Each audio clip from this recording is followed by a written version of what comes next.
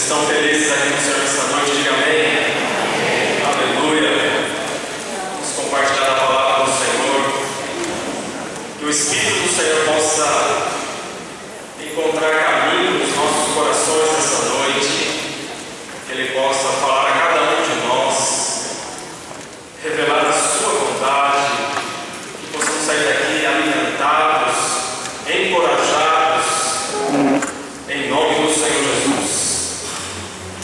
Até hoje estou ainda saboreando a mensagem entregada no domingo passado pelo meu tio Bento, pastor Bento, porque é fácil amar o Senhor Jesus. Irmãos, que mensagem deliciosa.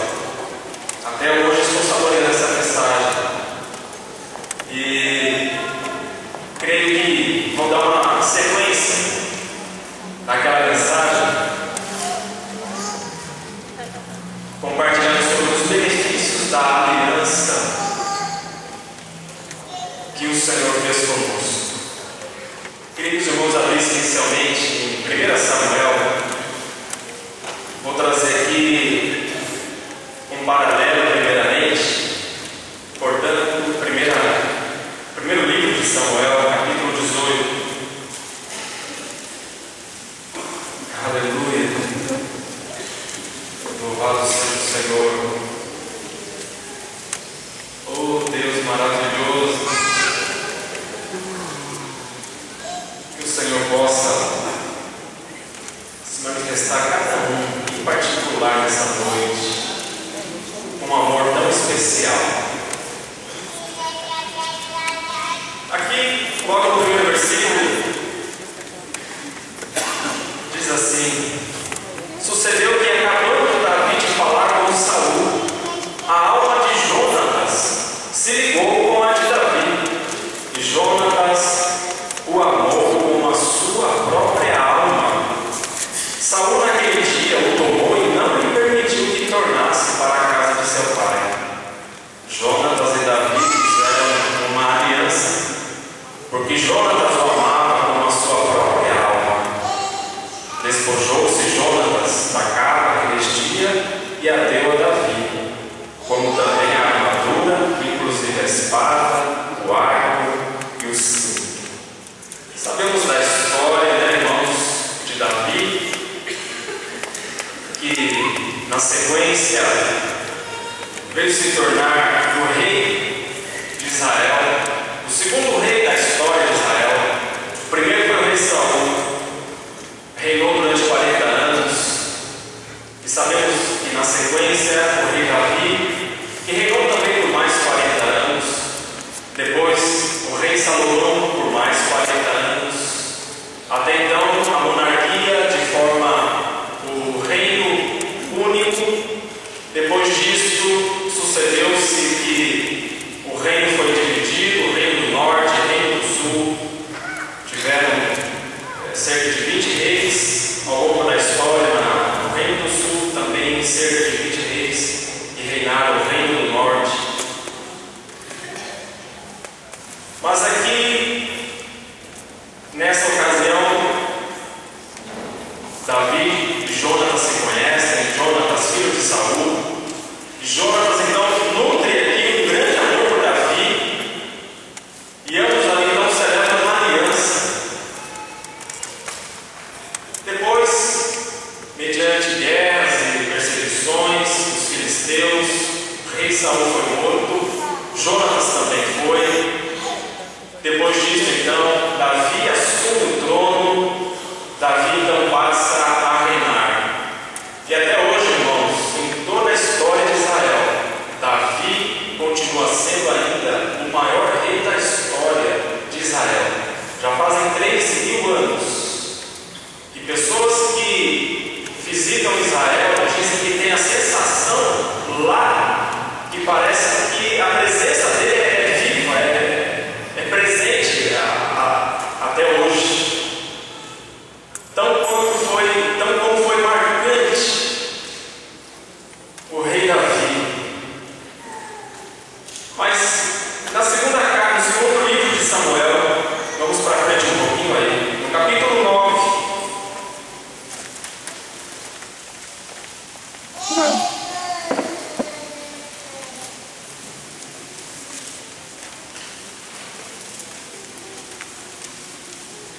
Davi já, então, reinando, chega esse fato.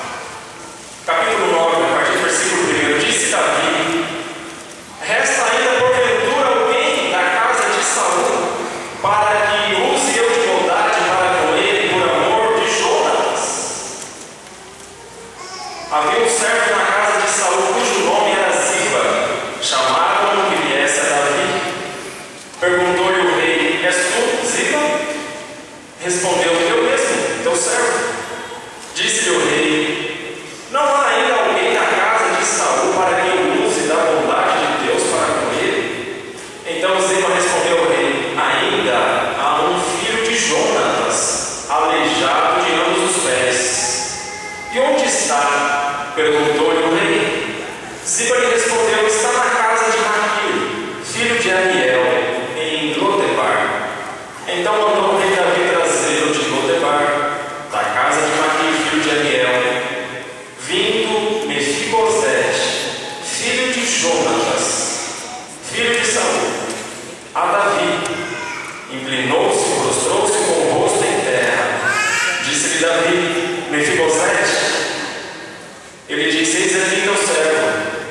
Então lhe disse Davi: não temas, porque usarei de bondade para contigo, por amor de Jonatas, teu pai, e te restituirei todas as terras de Saul, teu pai, e tu comerás pão sempre à minha mesa. Então se inclinou e disse: quem é teu servo para teres olhado para um cão morto, tal como ele? Chamou Davi a Ziba, servo de Saul, e lhe disse: tudo o que pertencia a Saul e toda a sua casa dei ao filho de teu senhor. Aqui então, no caso, Mefibosete. Trabalhar-me-ás, pois, a terra, tu e teus filhos, dizendo isso ainda a Ziba, e teus servos, e recolherás os frutos para que a casa de teu senhor tenha pão e coma. Porém, Mefibosete, filho de teu senhor, comerá pão sempre à minha mesa. Tinha Ziba 15 filhos e 20 servos. Disse Ziba ao rei: segundo tudo quanto meu senhor, o rei, manda seu servo, assim fará. Comeu, pois, Mefibosete à mesa de Davi, como um dos filhos do rei. Tinha Mefibosete um filho pequeno, cujo nome era Mica. Todos quantos moravam em casa de Ziba eram servos de Mefibosete. Morava Mefibosete em Jerusalém, porquanto comia sempre à mesa do rei. Ele era coxo de ambos os pés. Irmãos, Davi tinha feito aliança com Jonatas. E um determinado dia do seu reinado, Davi se lembra e manda chamar ainda algum filho de Saul para que ele agisse de bondade. Já lemos no texto. Eis então que Ziba lembra-se de Mefibosete. Davi manda chamar Mefibosete. Davi, em razão daquele grande amor e daquela aliança feita com Jonatas, ele então aqui age de bondade e manda restituir todas as terras que eram do rei Saul para Mefibosete. Manda Ziba e os seus servos servirem a Mefibosete, e ainda ordena que Mefibosete passa a comer na mesa do rei, junto com o rei. Mefibosete, irmãos, morava em Lodebar. Lodebar era uma terra de prostituição, terra de perdição, era um lugar perdido. Lodebar simboliza o mundo. Mefibosete, no hebraico, significa vergonha destruidora.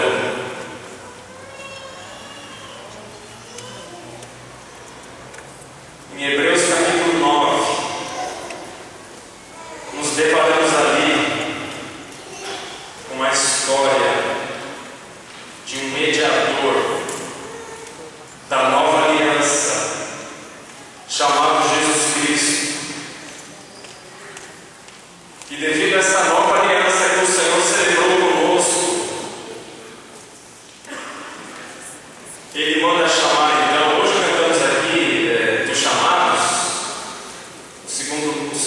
da harpa.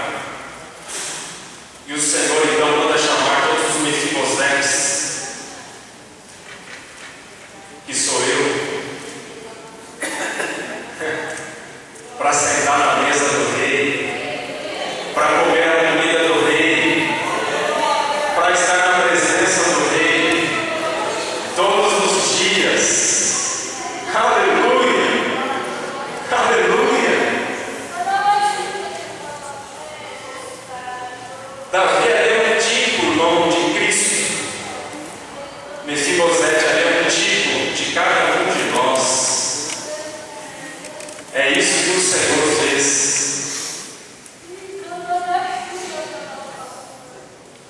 O Senhor nos convida a desfrutar dessa mesa do rei. Ontem pudemos participar aqui da mesa do rei. Agora nós podemos participar e desfrutar, irmãos, todos os dias do nosso rei.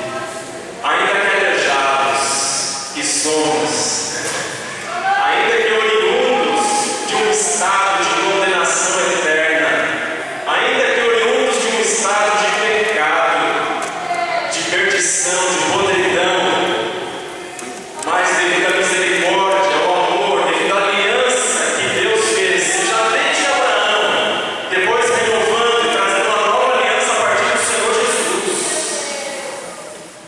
Aleluia!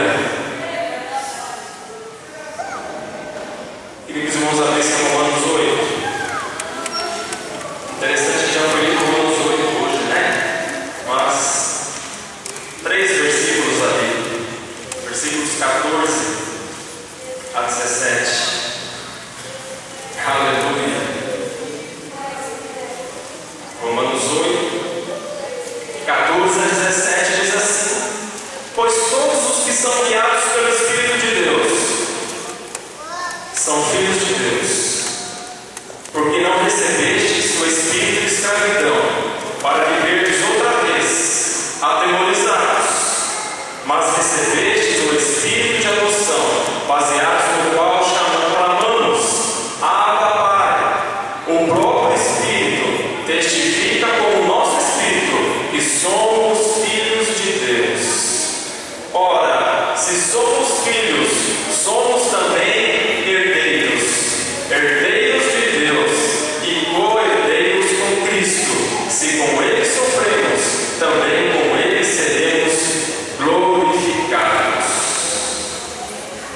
Amém, irmãos? Aqui o texto diz que nós somos agora, em razão dessa nova aliança, somos agora filhos de Deus. Mais do que filhos de Deus, somos também herdeiros de Deus, co-herdeiros com Cristo.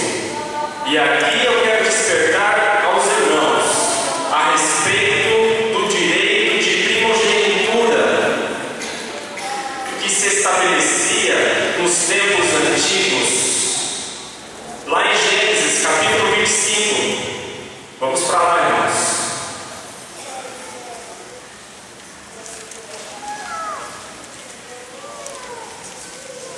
E não acho que estamos lendo muita Bíblia não, né, irmãos? Aleluia, a Bíblia é a palavra, irmãos, nos alimenta. Aleluia, louvado seja o Senhor pela palavra, que aqui nos é acessível. Olha só que interessante lá em Gênesis capítulo 25. Gênesis 25, versículo 1. Desposou Abraão outra mulher, chamava-se Quetura. Ela lhe deu a luz Azirã, Joquissã, Medan, Midian, Isbaque e Suá. Joquissã gerou a Seba e a Dedã. Os filhos de Dedã foram Assurim, Letuzuim e Leumim. Os filhos de Midian foram Efar, Efer, Enoque, Abida, Elda. Todos estes foram filhos de Quetura. Abraão deu tudo o que possuía a Isaque. Porém, aos filhos das concubinas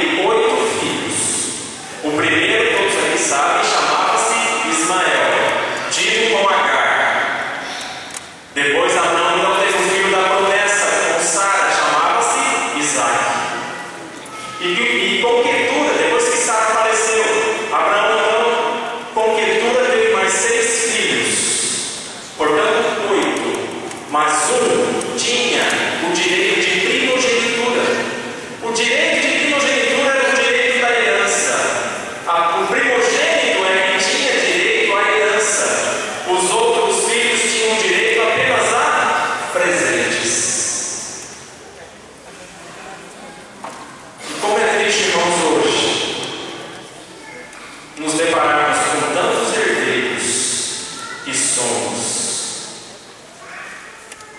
se contentando apenas com presentes do Senhor.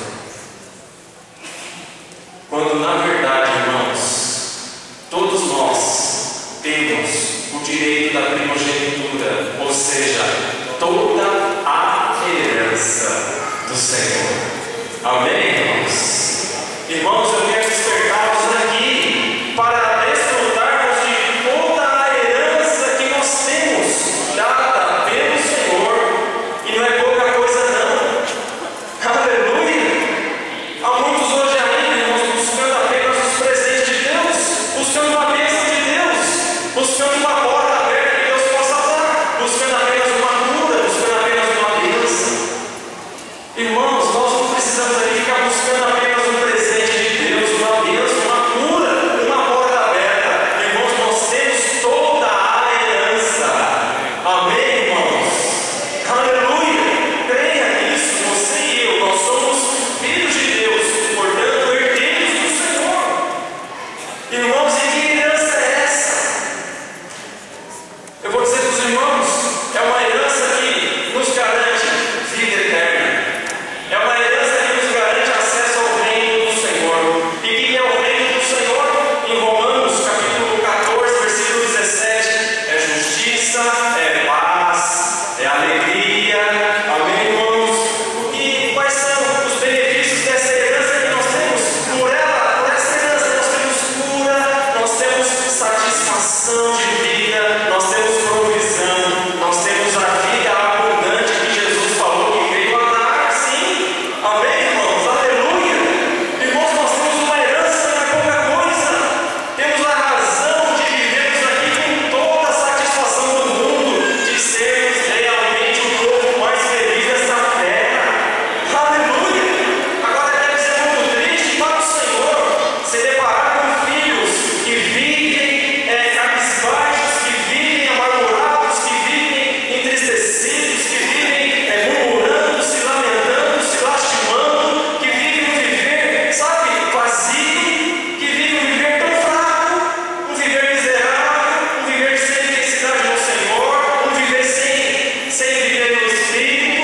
Deve ser tão frustrante para o Senhor, irmãos, porque Ele nos deu, de acordo com a sua imensa graça, toda a herança, e Ele quer que nós desfrutemos de toda a herança. Essa herança, irmãos, está compreendida nela poder, fogo de Deus, unção do Senhor, graça, renovo, alegria, gozo, paz, cura no nosso psicológico, no nosso emocional, cura no nosso físico, tudo. É uma vida realmente abundante, gloriosa, vitoriosa. Aleluia! Glória a Deus, irmãos! Aleluia! Que herança é essa? Como é fácil amar esse Senhor Jesus. Além de tudo aquilo que vimos aqui no domingo passado, olha que herança que Ele nos deu. Aleluia! E Deus fez conosco, assim como Abraão fez com Isaac, irmãos. Deu toda a herança, para que possamos viver, irmãos, com alegria diante do Senhor. Desfrutarmos da alegria do Senhor, que é a nossa força. Aleluia! Nessa herança está compreendida também, irmãos, dons, talentos, ministérios. Amém, irmãos? Está compreendida toda a armadura de Deus. Está compreendido o nome, o Espírito, a palavra. Essa herança, irmãos, é muito grande. Aleluia! Aleluia! Oh, louvado seja o Senhor! Irmãos, nós somos filhos desse rei. Aleluia!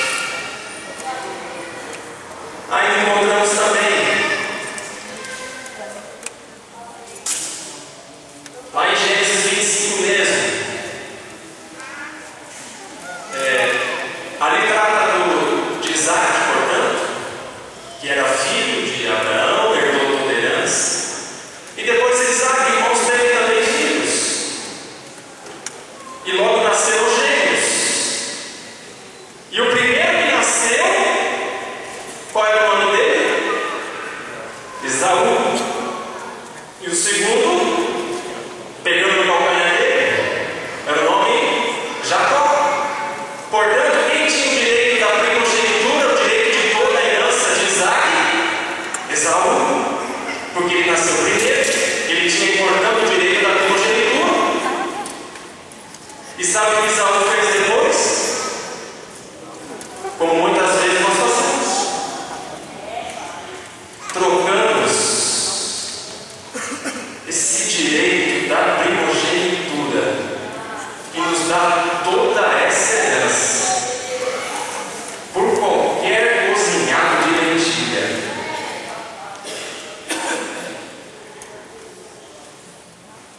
Qual será o cozinhado de lentilha que estamos comendo nesse momento? Jacó sabia muito bem da importância, da grandeza do direito da primogenitura.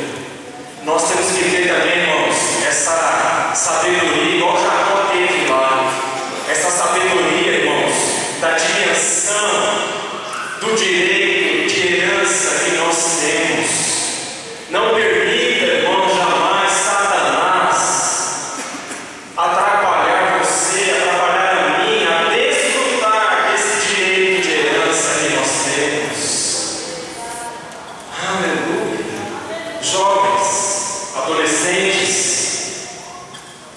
não vale a pena, irmãos e irmãs, não vale a pena trocarmos toda essa herança por um cozinhado de lentilhas que tipifica o mundo, a carnalidade, o pecado. Não vale a pena trocarmos toda a nossa herança por um cozinhado de lentilha, que pode ser um relacionamento extraconjugal, que pode ser um ato de corrupção.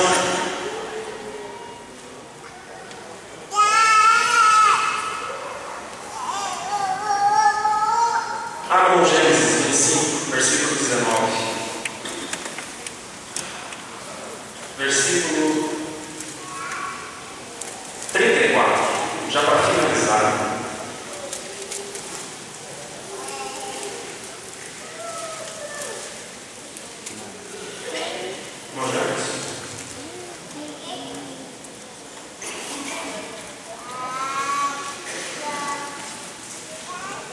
Deu, pois, Jacó a Esaú o pão e o cozinhado de lentilhas. Ele comeu e bebeu, levantou-se e saiu. Assim, desprezou Esaú o seu direito de primogenitura. Por vezes, há quem troca mesmo, mas pode acontecer de não trocarmos exatamente a nossa herança por um prato de lentilha aí fora, no mundo. Mas sabe o que pode acontecer muitas vezes, irmãos? A gente desprezar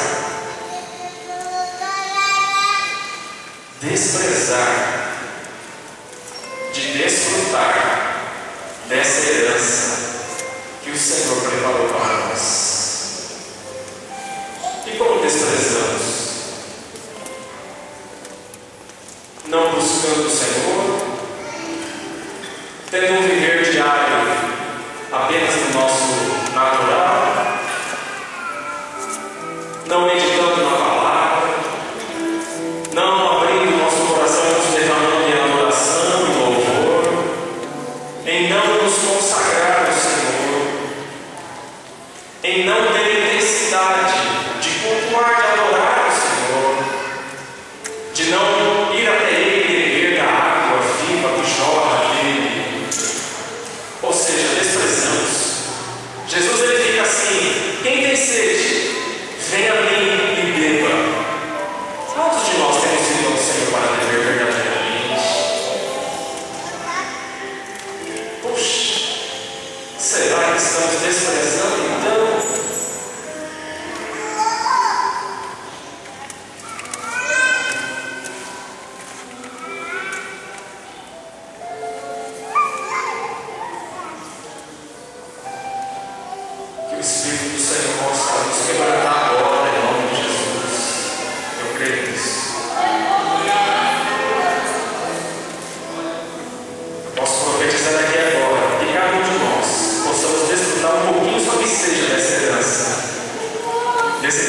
amor que é o Senhor para nós. Quero convidar todos aqui, agora aí, que possamos abrir o nosso coração, dizer: Senhor, pode entrar. Vamos cear, Senhor, juntos, e vamos desfrutar, Senhor, dessa herança que o Senhor tem preparado para nós. Nós valorizamos, sim, nós reconhecemos, sim, só não entendimos a grandeza disso, ainda não entendemos, na verdade. Quão grande é essa graça, quão grande é esse amor que o Senhor tem por cada um de nós, a cada dia da nossa vida, a cada jovenzinho, a cada adolescente, a cada criança, a cada um de nós, irmãos. Muitas vezes passamos tanta dificuldade, luta, e a gente fica ali sofrendo no nosso dia a dia, e o Senhor está ali só esperando o filho, herdeiro, vem desfrutar. Eu vou te dar a paz que o mundo não pode dar. Vem aqui agora, eu vou te dar a alegria que está faltando. Vem aqui, eu vou te dar um gozo novo, um renovo.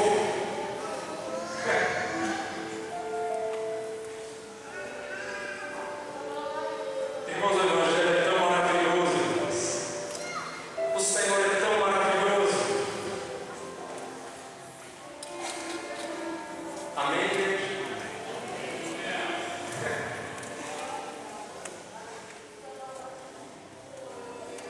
Que herança é essa, irmãos? Nela nós temos tudo. Vamos parar.